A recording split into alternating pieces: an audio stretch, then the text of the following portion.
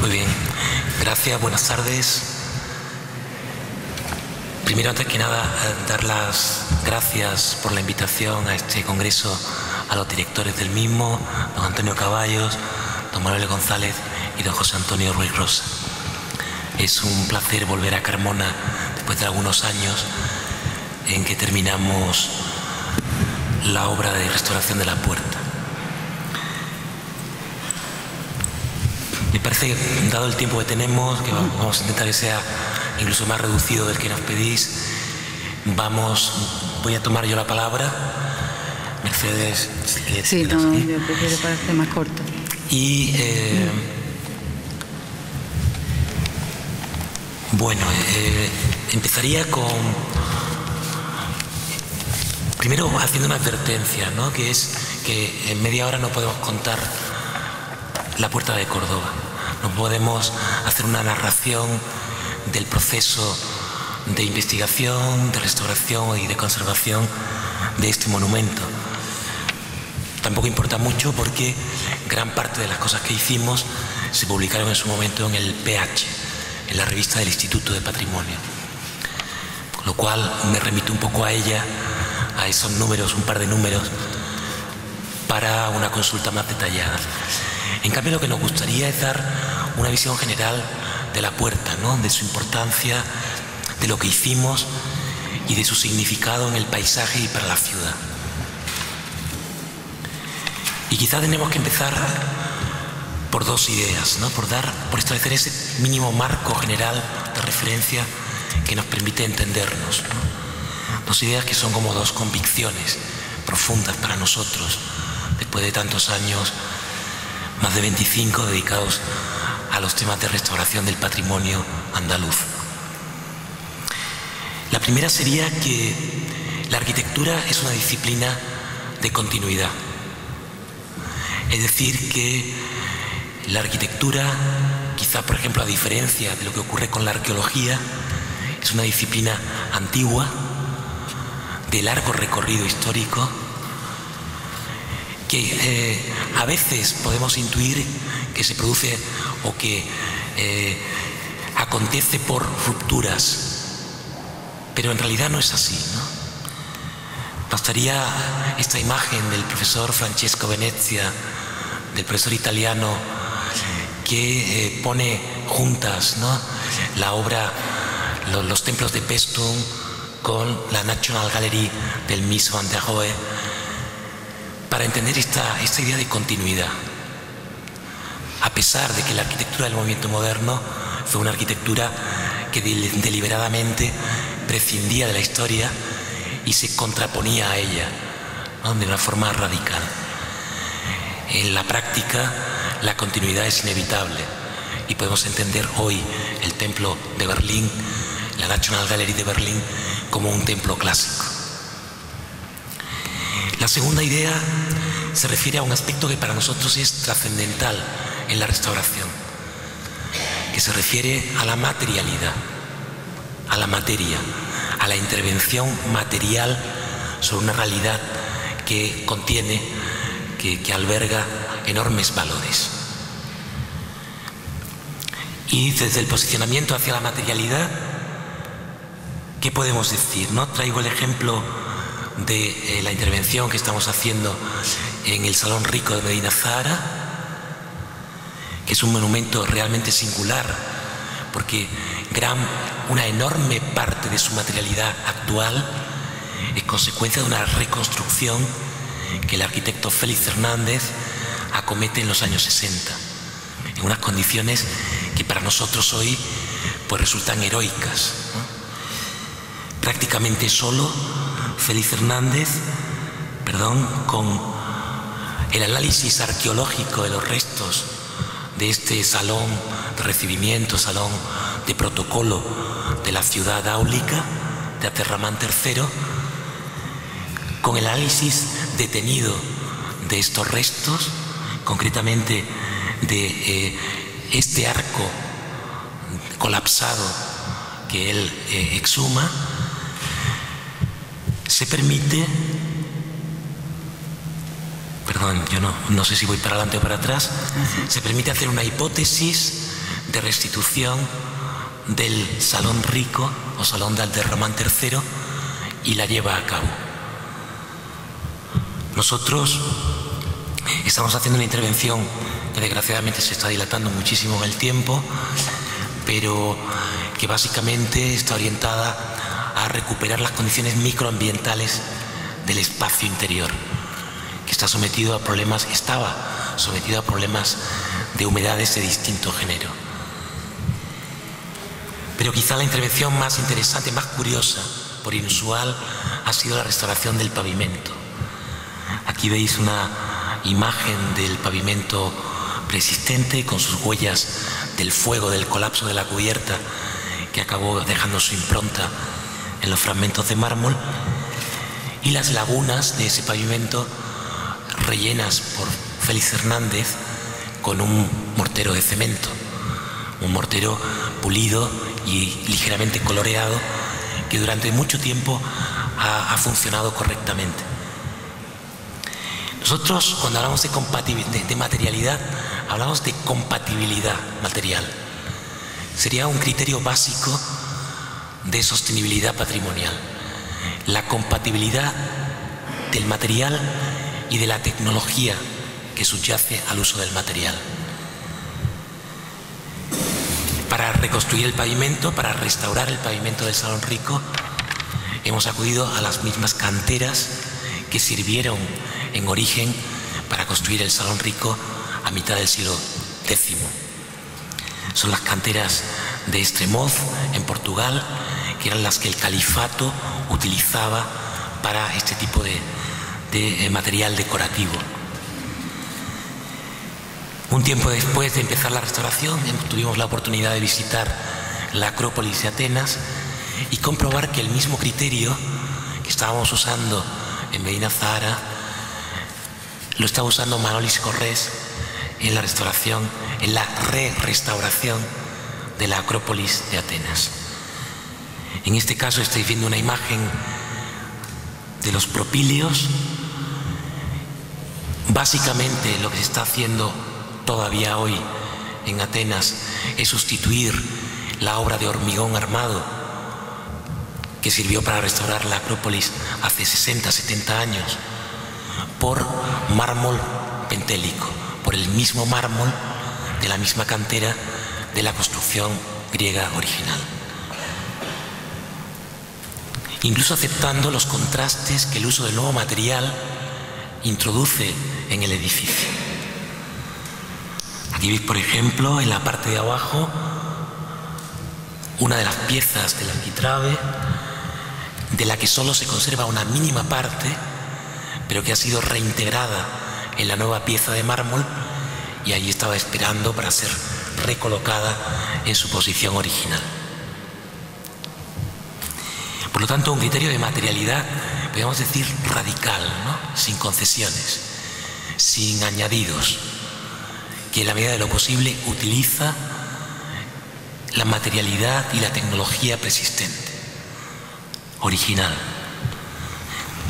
El segundo aspecto de la materialidad tendría que ver ya con una complejidad que suele ir asociada a la intervención en monumentos, donde pocas veces nos enfrentamos a este tipo de restauraciones puras, sino que a menudo nos enfrentamos a situaciones en las que hay que añadir cosas, hay que completar el edificio, hay que introducir un uso nuevo o recuperar el uso histórico, ¿no?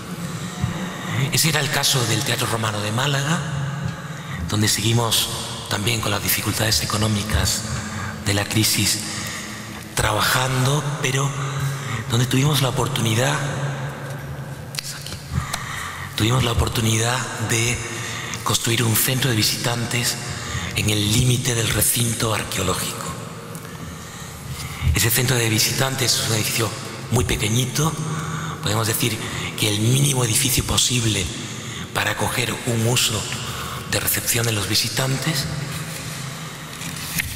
Y la cuestión aquí es que el edificio mira al monumento, mira a los restos del Teatro Romano de Málaga. Por lo tanto, la materialidad también era una cuestión crucial en las decisiones del proyecto. ¿Y cómo se concretó? Bueno, teníamos afortunadamente la existencia de esta tabla en bronce que corresponde a la Lex Flavia Malacitana, o sea, la ley que otorgaba rango de ciudad romana a Málaga, a la colonia de Málaga, a finales del siglo I, en época Flavia, seguramente en época de Vespasiano. Esta tabla es la única que se ha conservado de las 12 o 13 que solían formar parte de las lex que se colocaban habitualmente en las fachadas de los edificios públicos del foro de la ciudad.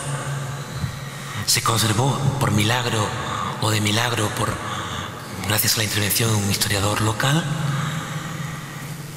y nosotros la hemos usado como este elemento, ¿no? esta imagen, esta materialidad que produce una relación nueva, pero en cierto modo fácilmente comprensible entre la vieja arquitectura y la nueva.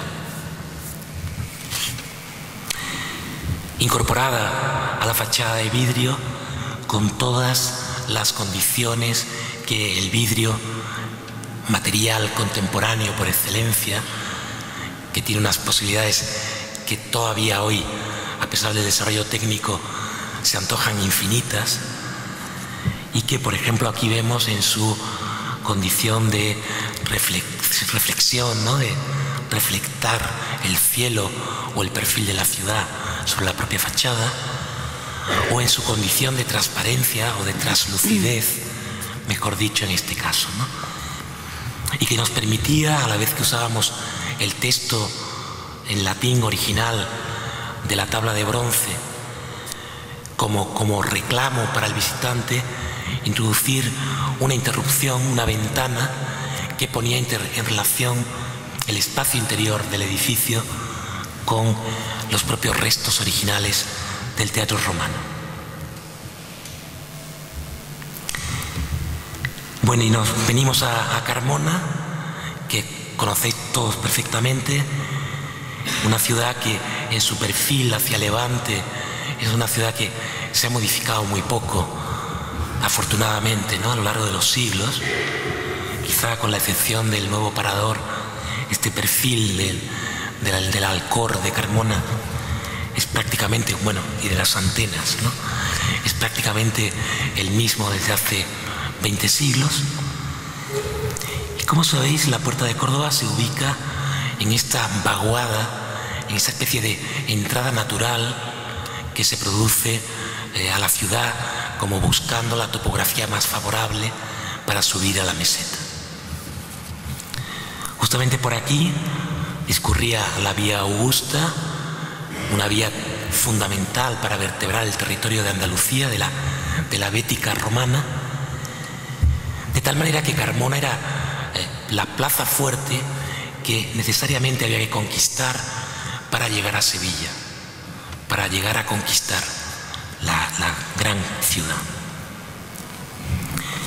En el archivo municipal de Carmona se conservan algunos dibujos realmente fascinantes, ¿no? Este, por ejemplo, en el que vemos la Puerta de Córdoba muy disminuida en su dimensión original, con ese aspecto pobre de puerta almenada,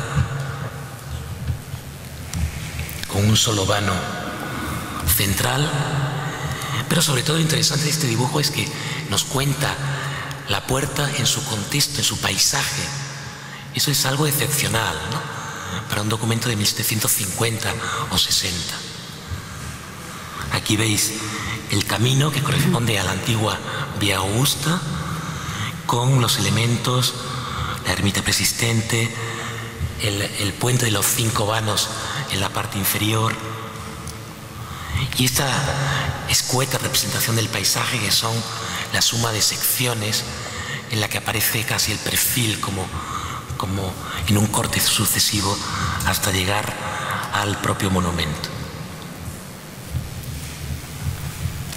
O este otro plano de pocos años antes o después, en el que aparece la misma puerta de Córdoba acompañada de otras arquitecturas menores de esta la ladera de Carmona. El puente de los 5 vanos arriba a la izquierda, una pequeña ermita, la fuente abrevadero que estaba asociada al uso original de la puerta, que seguramente es de época barroca, pero que seguramente existió desde siempre, ¿no? Puesto que la puerta era el lugar de control, de acceso a la ciudad, y el ganado tenía que esperar fuera y seguramente necesitaba abrevar. Es curioso, ¿no?, que un edificio como este es de los pocos que podemos decir que ha tenido un uso ininterrumpido durante 20 siglos. A pesar, ¿no?, a pesar de sus innumerables avatares, ¿no?, destrucciones y pequeñas reconstrucciones. Ese es el estado de la puerta en el año 95. Nos sirve para apuntar una cuestión, una revisión de nuestro trabajo, ¿no? Nosotros empezamos a trabajar en este proyecto de la mano el encargo era de la Delegación de Cultura de la Junta de Andalucía, pero el trabajo se desarrolló al inicio de la mano del Instituto de Patrimonio Histórico, que con un amplio equipo de especialistas, seguramente, a lo mejor exagero, pero creo que no, fue la primera vez en Andalucía que se aplicaba hasta el final esta cuestión metodológica de, antes de proyectar la intervención, definir con detalle los estudios previos y acometerlos. Entonces hicieron todo tipo de estudios, desde la investigación histórica y arqueológica, por supuesto, a, no sé, ensayos de envejecimiento acelerado para comprobar que los tratamientos de hidrofugación, de consolidación, eran los idóneos. Hubo una primera fase, por lo tanto, de restauración material del monumento en sí. A continuación, una segunda fase que podemos llamar de interpretación, de presentación del monumento, incorporando un pequeño centro de visitantes a la puerta. Y estaba prevista una tercera fase que atañe precisamente al paisaje, al entorno inmediato de la puerta. Muchos años después el ayuntamiento acometió, creo que hacia 2005, 2006, todavía estaban las obras en marcha, una intervención, gracias al Ministerio de Cultura, con la intención de recuperar el trazado de esta vía augusta, esta vía que todavía hoy se puede recorrer, ¿no? Y también consolidar el puente de los 5 vanos. Sin embargo, el problema mayor no se ha acometido todavía, que es eliminar el vertedero que en los años 70, principios de los 80, se formó rápidamente delante de la puerta. Aquí se ve perfectamente, ¿no?, cómo desde una distancia próxima corta completamente la visión de la propia puerta de Córdoba. Por lo tanto, falta todavía acometer esta última fase de recuperación paisajística y acondicionar de una manera más adecuada el espacio delantero de la puerta. Bueno, ese es el estado en el que encontramos el edificio. Eran fácilmente reconocibles los problemas a la altura de las humedades de capilaridad. Precisamente en esa altura del 1,5 metros, 2 metros, donde las pérdidas materiales son mayores y nos permitían comprobar que detrás de esa piel neoclásica de 1800 estaba todavía la puerta romana.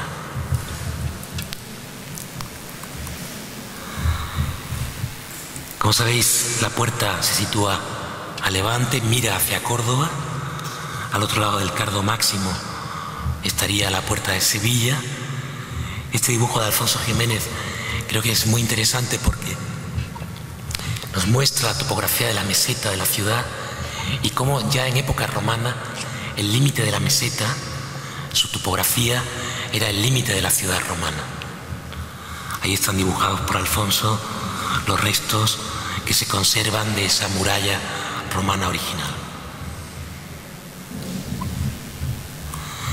La hipótesis arqueológica de la puerta romana es que era una puerta muy ornamentada, muy articulada, con podios, con semicolumnas, con una decoración bastante elaborada, poco habitual en las puertas del Imperio Romano, y por supuesto una puerta muchísimo más potente en altura, en dimensión, en potencia defensiva y también en potencia, podríamos decir, de propaganda, ¿no?, del poder del emperador, ¿no?, puesto que este gran alzado que asoma a la Vega de Carmona permitía reconocer la presencia de la ciudad romana desde varios kilómetros de distancia. Es una puerta de 3 vanos, un vano central principal y 2 peatonales a cada extremo. Y como os digo, bastante decorada tanto en las semi-torres, semitorreones, que aquí todavía no están bien representados, porque aquí aparecen como completamente octogonales y no lo son, pero en definitiva bastante decorada. Conservamos, me parece que en el ayuntamiento hice esta foto, ¿no?, de una fotografía aérea, posiblemente de los años 60, en la que es fácil reconocer el monumento, ¿no? Es la suerte de tener estas imágenes aéreas que nos permite sobrevolar las cosas de una manera especial, ¿no?, desde un punto de vista bastante singular, ¿no? Bueno, tenemos una puerta redecorada en 1800. Esos dibujos que veíamos antes del archivo municipal seguramente se hacen cuando se lanza el proyecto de recuperar la puerta, solo que ese proyecto no se termina de culminar hasta 30 o 40 años después, cuando José de Chamorro, arquitecto carmonense, pero que trabaja en toda el área sevillana, que en Sevilla dejó importantes edificios, entre ellos otra puerta de la ciudad, la puerta de San Fernando, muy similar a esta, por cierto. Y Chamorro, yo creo que con una enorme intuición de arquitecto, levanta ligeramente la puerta con un cuerpo con un ático añadido y articula la fachada a la manera romana, con podio y con columnas adosadas. Los pasos laterales que se habían perdido hacía siglos, seguramente al poco tiempo de ser construida la puerta, no los recupera, y en su lugar aparecen estos huecos fingidos que vemos en la imagen. Bien, como no podemos detenernos demasiado en todos los detalles de la restauración, baste el ejemplo, ¿no?, para centrarnos en el muro norte del lienzo de muralla, ¿no?, en este punto aquí, en el que parece que hay un hueco que comunica la casa trasera detrás de la muralla con un corral de bestias que había fuera de la puerta, fuera de la ciudad. En efecto, perdón por los errores de ida y venida, en efecto, esa puerta de salida que comunicaba la casa era una persistencia histórica que se pudo documentar arqueológicamente. En la imagen que nos facilitó Fernando Amores de la izquierda, que corresponde al año 1985, todavía podemos contemplar una parte de la muralla romana original. Ese lienzo de piedra que está encima de la señora era la cortina muraria exterior de la muralla, de tal manera que otras piedras que vemos bajo el arco allí al fondo sería la cortina interior de la muralla, la parte exterior e interior, entre las cuales los romanos rellenaban con ese hormigón de cascotes y con algo de cal que llamaban emplecton, y que seguía fielmente la altura de cada tongada de sillares. En 1995 ese muro colapsa, esa cortina de sillares colapsa y pone en marcha, por desgracia colapsa, por suerte pone en marcha el proceso de restauración. Por lo tanto, la restauración se inicia con una investigación arqueológica muy, muy profunda. Hasta el punto de que fue la que permitió desvelar todos los aspectos de la Puerta de Córdoba con enorme detalle. Después, durante las obras, continuamos con otras campañas de excavación arqueológica que fueron aún más precisas, pero ese momento inicial fue decisivo. Nuestra opción fue recuperar el lienzo de muralla con una materialidad similar y con una tecnología similar a la de la puerta romana, pero incorporando el hueco, la poterna, esa especie de puerta de emergencia que era habitual en las murallas de la ciudad, incorporándola con las indicaciones precisas que los arqueólogos nos dieron. Aquí veis la maqueta que se hizo de efecto con la poterna incorporada, la puerta restaurada, donde seguimos el criterio de incorporar, de dejar las partes de piedra vistas, aunque la puerta de chamorro, la de 1800, estaba completamente enlucida, completamente enfoscada, con un mortero amarillo como este, que se formaba con la propia piedra alcoriza, ¿no? con la propia piedra de calcarenita típica de la zona. Bueno, unos años después de la restauración tuvimos la enorme fortuna de que el vecino de la calle Dolores Quintanilla, un galerista norteamericano, Luke Alexander, aceptó vender una pequeña parte de su propiedad al ayuntamiento de Carmona.